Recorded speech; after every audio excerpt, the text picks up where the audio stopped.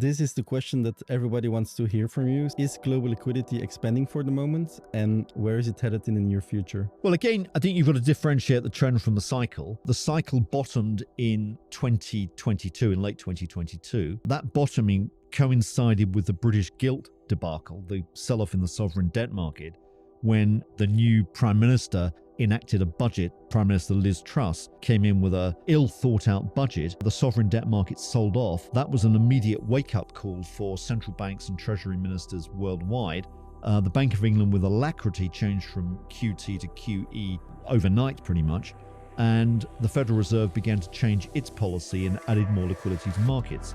So at the end of the day, what this is really telling us is that despite the remits of central banks supposedly against fighting inflation and employment, what their real or true goal is to preserve the integrity of sovereign debt markets. And that's exactly what happened at that point. The liquidity cycle has been increasing from that point.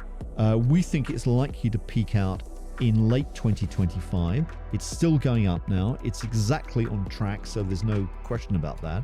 The wobble in markets that we saw in August of this year, at the time when the Japanese yen spiked, was purely a change in risk appetite, risk exposure, as we said at the time. There was nothing about deteriorating liquidity conditions.